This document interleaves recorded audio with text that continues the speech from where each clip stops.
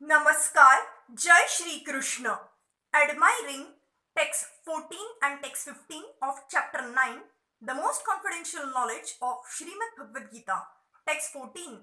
Satatam kirtayanto mama yatanta shrava drudavataha namasyanta shrava mama bhaktaya nityayukta upasate. Always chanting my glories, endeavoring with great determination, bowing down before me, these great souls perpetually worship me with devotion. The Mahatma cannot be manufactured by rubber stamping an ordinary man. His symptoms are described here. A Mahatma is always engaged in chanting the glories of the Supreme Lord Krishna, the personality of Godhead. He has no other business. He is always engaged in the glorification of the Lord. In other words, he is not an impersonalist. When the question of glorification is there, one has to glorify the Supreme Lord, praising his holy name, his eternal form, his transcendental qualities, and his uncommon pastimes. One has to glorify all these things. Therefore, a Mahatma is attached to the Supreme Personality of Godhead. One who is attached to the impersonal feature of the Supreme Lord, the Brahma Jyoti, is not described as Mahatma in the Bhagavad Gita. He is described in a different way in the next verse. The Mahatma is always engaged in different activities of devotional service as described in the Srimad Bhagavatam, hearing and chanting about Vishnu, not a demigod or human being. That is devotion.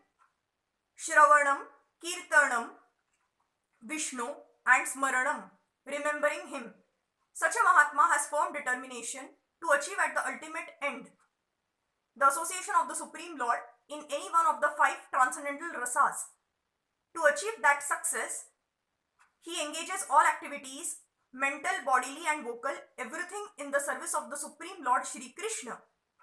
That is called full Krishna's consciousness. In devotional service, there are certain activities which are called determined, such as fasting on certain days, like the 11th day of the moon Ekadashi, and on the appearance day of the Lord.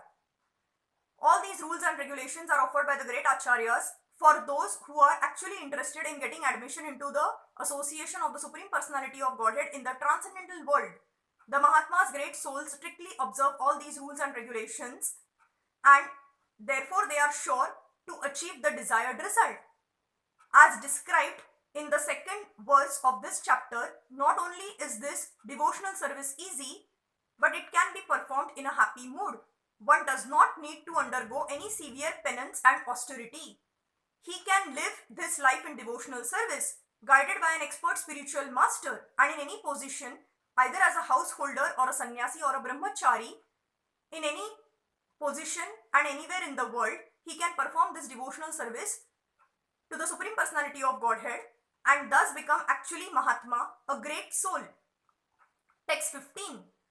Jnana yadnena chapyanye yajanto mamupasate ekattvena pruthakttvena bahudha vishvato mukham.